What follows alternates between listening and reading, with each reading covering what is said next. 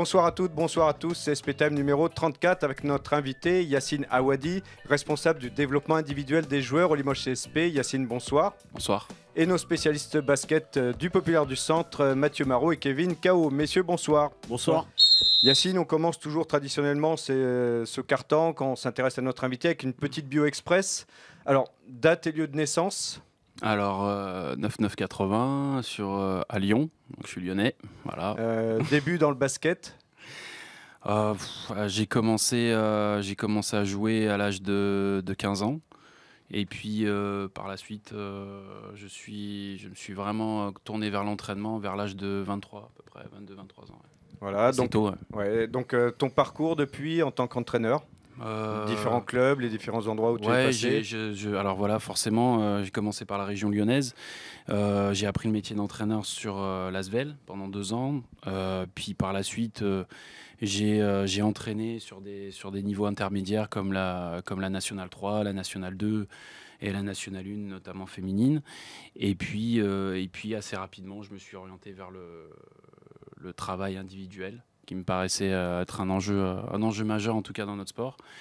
Et puis s'en est enchaîné des voyages aux États-Unis, en Turquie, enfin un peu de partout, pour justement faire ce travail-là. Et puis aujourd'hui, je suis avec vous. Voilà, au Limoges. Alors, comment s'est déroulée ton arrivée au Limoges CSP? Quels ont été les contacts? Comment ça s'est passé? Assez simplement, en fait, la saison dernière, j'étais vraiment entre la Turquie et la France. Et puis, j'ai un coup de fil d'un joueur que vous connaissez bien, qui est Jean-Baptiste Maille, qui malheureusement s'était blessé au bout du deuxième entraînement, qui avait une rupture des ligaments croisés, qui me contacte et qui m'explique en fait que durant sa période de réathlétisation, du moins après son opération, il souhaitait en fait utiliser cette période-là pour se développer, pour perfectionner son tir, il voulait profiter en tout cas de cette période-là pour travailler sur le plan individuel, ce qu'il n'avait pas eu l'opportunité de faire avant. Et puis c'est comme ça que je suis arrivé 3 mois après l'opération. Je suis arrivé au mois de fin décembre et j'ai commencé à travailler avec Jean-Baptiste pendant à peu près en moyenne 2 semaines par mois. Et puis au bout de quelques mois, j'ai le general manager Olivier Bourguin qui vient me parler, qui vient me proposer en fait le job d'entraîneur en charge du développement. Et puis voilà, ça coïncidait également avec l'arrivée de Sékou, parce qu'il y avait une véritable volonté de proposer je dis un surencadrement, mais vraiment de proposer un encadrement plus pour Sékou, et d'essayer de développer sur cette potentielle, on va dire, dernière année en France, avant son départ pour les États-Unis. Et puis voilà, c'est comme ça que je suis arrivé en fait à Limoges, aussi simplement que ça, par Jean-Baptiste, qui aujourd'hui fait une saison incroyable à Rouen. Qui est peut-être remonté d'ailleurs. Alors ils ont, voilà, il y aura les playoffs. Je pense que non, via les playoffs, mais via les playoffs, ouais, tout à fait.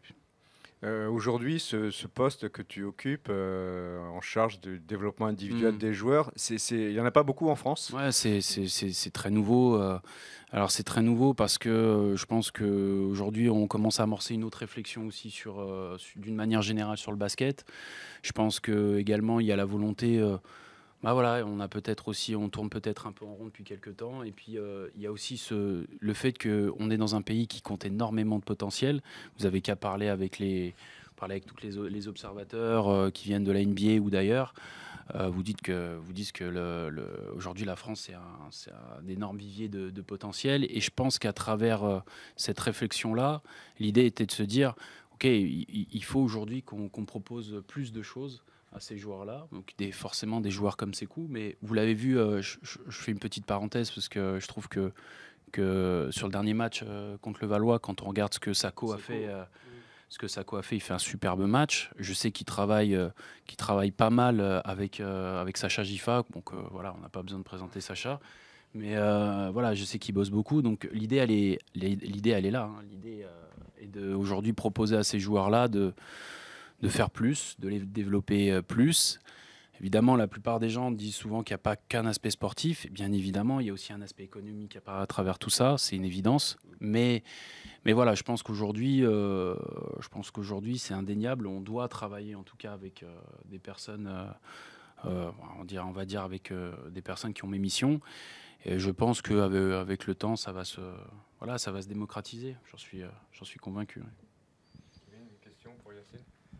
Non, j'étais en train de réfléchir pendant que tu parlais aux fondamentaux de ces joueurs. Est-ce que ça veut dire que, enfin, c'est une question un peu grossière, mais est-ce que ça veut dire que les fondamentaux de ces joueurs ne sont pas acquis? Non, pas du tout. On ne prend pas assez le temps de les faire ou... Non. Enfin, qu'est-ce qu'on peut dire sur les fondamentaux basket de ces joueurs? Non. On sait que des fois c'est un peu délaissé par rapport au collectif. Comment tu juges les fondamentaux basket individuels de ces joueurs dont tu as en charge? En fait, je vois pas forcément ça comme ça, mais c'est une bonne question. L'idée, c'est de dire en fait aujourd'hui ce qu'on a fait pour l'exemple avec Sékou, c'est comme ce que je vous disais tout à l'heure, c'est ce qu'on appelle de la post-formation. Ça veut dire qu'aujourd'hui, il ne faut pas oublier que Sékou est passé dans les mains d'autres entraîneurs qu'il faut aussi également rendre hommage pour ce qu'ils ont fait avec Sékou. Je pense à Benoît Burguet, par exemple, qu'il a eu du côté d'Orléans. Je pense aussi à des entraîneurs qu'il a pu croiser à l'INSEP et également à Poitiers. Et aujourd'hui, en fait, c'est simple, c'est de dire que c'est de la post-formation, c'est-à-dire qu'aujourd'hui, on est la dernière marche. Quelque part, c'est un peu ça, on est la dernière marche avant le très haut niveau, avant qu'il intègre des structures de très haut niveau, autrement dit la NBA. Mais aujourd'hui, je pense que la volonté maintenant, à travers cette expérience-là, c'est d'essayer justement d'allonger ce processus, c'est-à-dire de prendre les joueurs beaucoup plus tôt et justement d'appliquer le processus qu'on a pu mettre en place avec Sékou. Mais aujourd'hui, attention, je parle de développement. Le développement, c'est pas que, comme tu disais, des fondamentaux, dire à un moment donné apporter un plus sur le technique. Ça peut être également, j'ai en tête par exemple Axel Bouteille, donc on est encore peut-être dans la post-formation aussi, mais Axel Bouteille aujourd'hui il finit meilleur tireur de la Jeep Elite. Je pense que personne n'a 3 points, je pense que personne n'aurait mis une pièce dessus à l'issue de sa saison dernière, même si pour moi il était déjà capable de le faire, mais il était inconstant.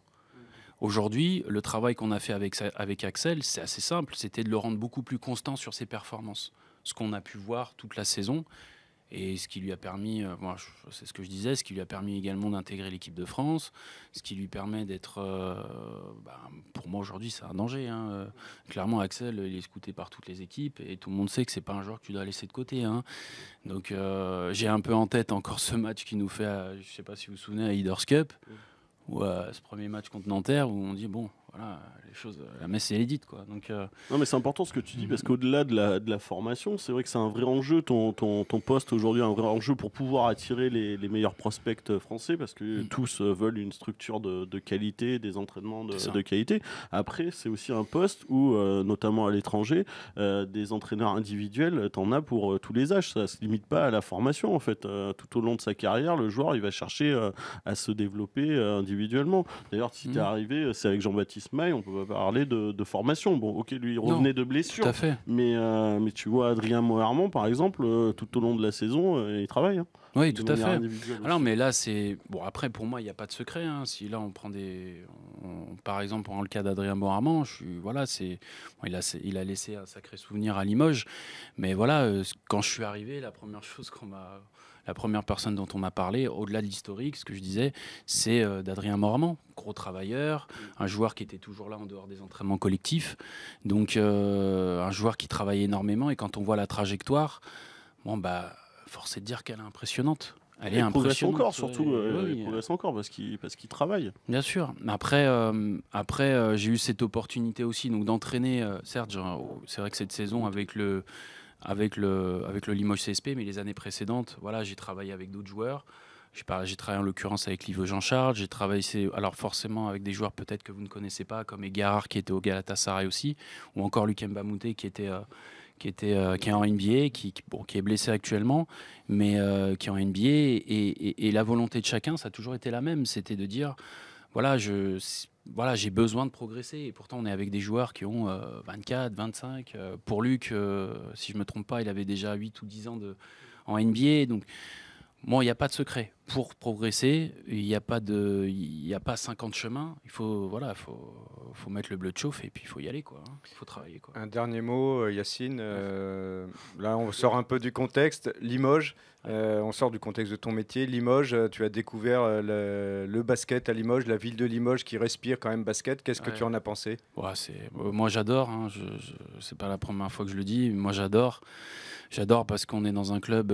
Déjà, on est dans un club historique. Donc, il y a un peu un côté un peu excellence présent, constamment présent, et ça c'est la première des choses. Et puis ce que je disais tout à l'heure, c'est moi les fans j'adore, hein, parce que voilà, déjà pendant les matchs vous avez les cops qui sont là, et puis même sur les réseaux sociaux ils sont très présents, et ils font vivre ils font vivre cette équipe, ils font vivre cette ambiance qu'on a, et enfin pour ma part en tout cas on ne peut qu'adorer ça, quoi. Du coup tu vas rester une année de plus?